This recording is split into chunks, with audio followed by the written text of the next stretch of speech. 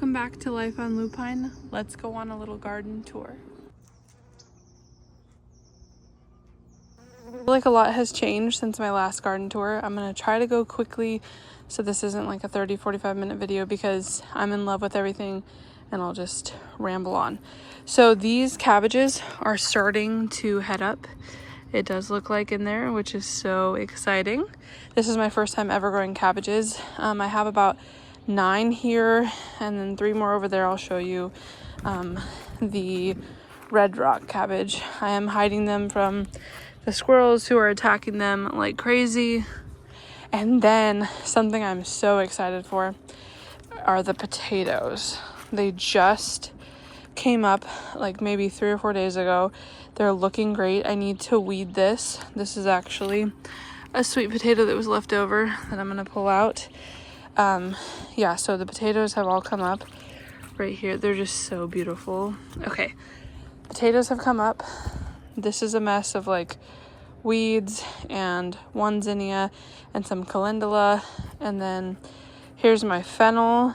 These are looking so lovely. I mean, I just love how these plants grow. Like, I want to grow them just as like an ornamental. This, I believe, is 2 kohlrabi plants. I'm pretty sure. I thought they were cauliflower, but I remember that I started kohlrabi, so I think that's what that is. In here, I have a few. I need to fertilize, but I have a few cilantro plants and then 2 thyme plants off in the corner, and they're looking pretty good. Not a lot came up.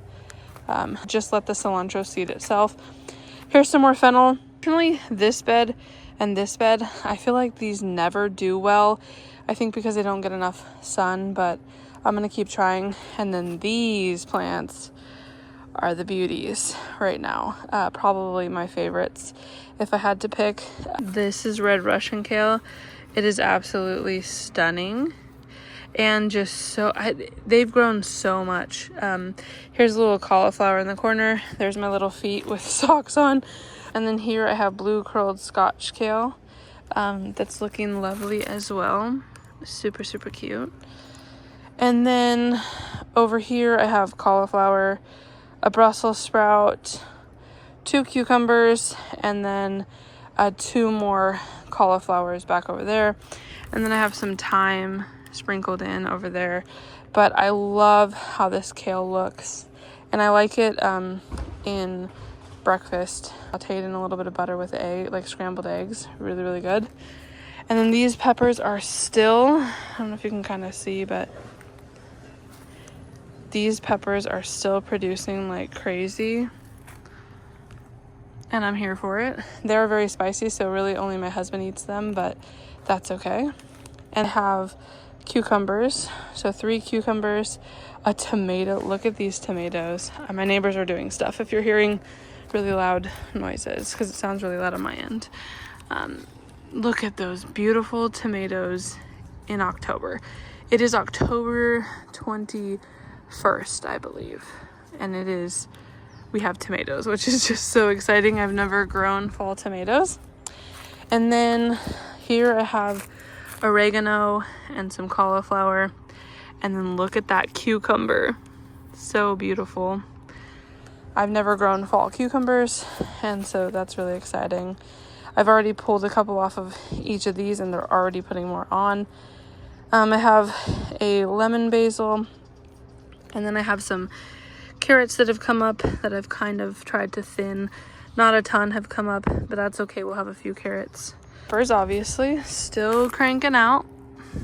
There's some tomatoes in there. They're looking really beautiful. And then here's some more tomato plants over here. The leaves that are falling are insane. I've never grown in the fall, so finding the leaves everywhere is new for me, because usually I clear all of this in the spring, blow all the leaves off, get it ready, and then I have spring and summer before it turns like this again. And then here is this beautiful flower, a zinnia. I'm going to save seeds from that because I am interested in breeding zinnia. This is some lemon basil and some rosemary. Everything else is bare in there. And here are the strawberries. they're looking super beautiful. They're doing really great. There's like stuff all over. We're doing some projects, but look at those. So cute. We've already eaten a few off of here. The mint. This is why it's in a pot, because it was 3 little plants and now it's almost filling that whole area. That's another one of mint. And then here's another cute little zinnia. Another rosemary, fennel all the way down.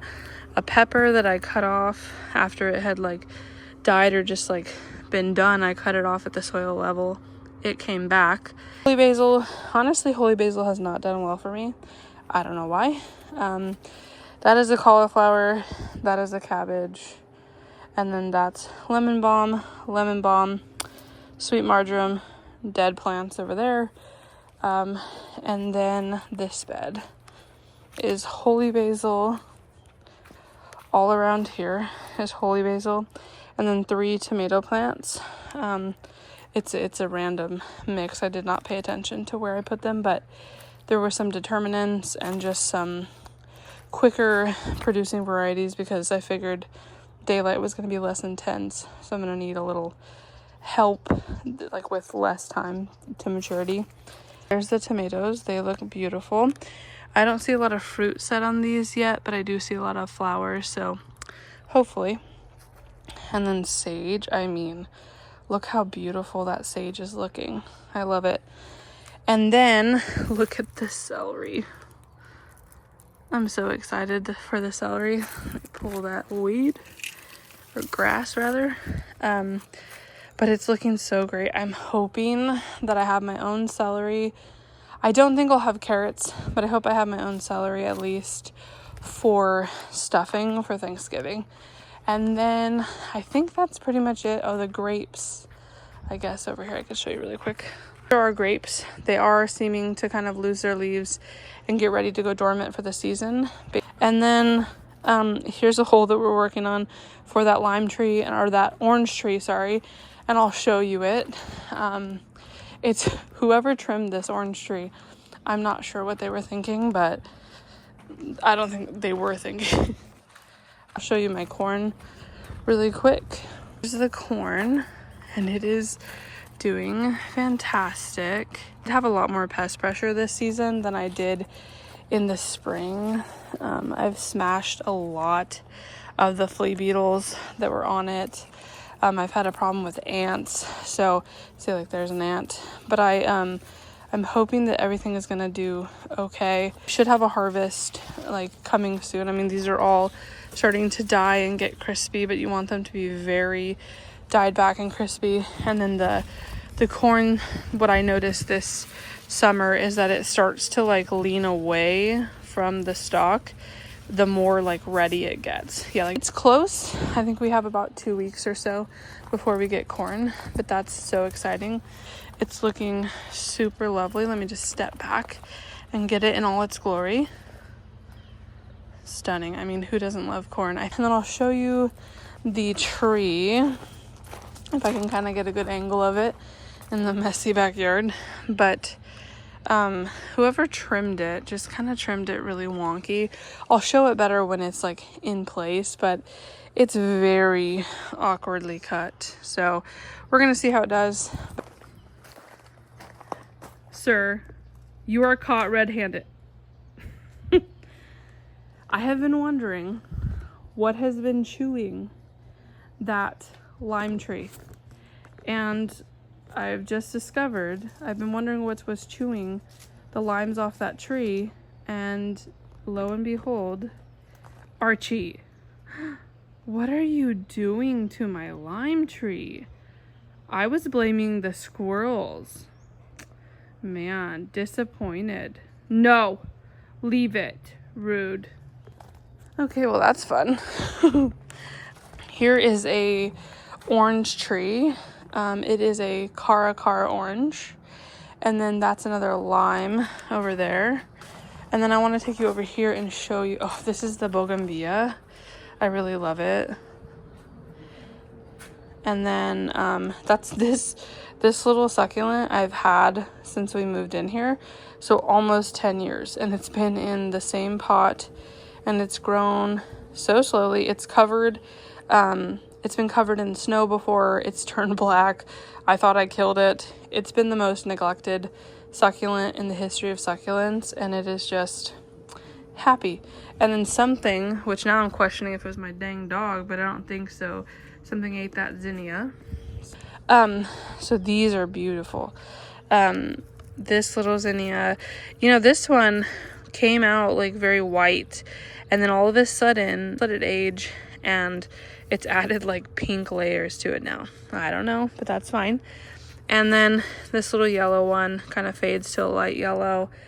This beautiful orange one, and you can see my blossom bags because I'm trying to save seeds from all of these because I'm trying to get into zinnia breeding, like I said earlier. And then look at this lovely, I'll take this off because this one's looking so good, but I wanted to try to pollinate it. Oh, it's so beautiful. It's kind of picking up on camera, but it's such a lovely pink color, like a fuchsia. Beautiful, beautiful. So I love this one. It's not really picking up enough orangey on camera, but it's like orange with like just the lightest dusting of purple, kind of hard to see. There's a beautiful yellow, so stunning. And then this little guy is like a combo of like pink and yellow, which is cute. I have a little cactus there, a little another bougainvillea that has never put any blossoms on or little flowers on. And then in the back over there I have a faux pomegranate. Thought it was a real one when I bought it, but no, it's just a little ornamental pomegranate. And then I have two roses that are looking really sad over there, but I think I'm gonna put those in the ground. That concludes the garden tour. If you want to follow along and see what I'm getting ready to grow in the spring next year, as well as like we will be expanding the garden out there, and then over here will be a new zinnia patch. We're going to expand this. This is the in-ground garden space that I want to level more and maybe put some more dedicated type of raised beds in, but not super tall. So we have lots of plans to expand. I see just overall someone learning to grow their own food and to grow and breed zinnias potentially, and to cook and to preserve, and learning to do all of that. Then definitely like, subscribe, and share. And until next time, take care.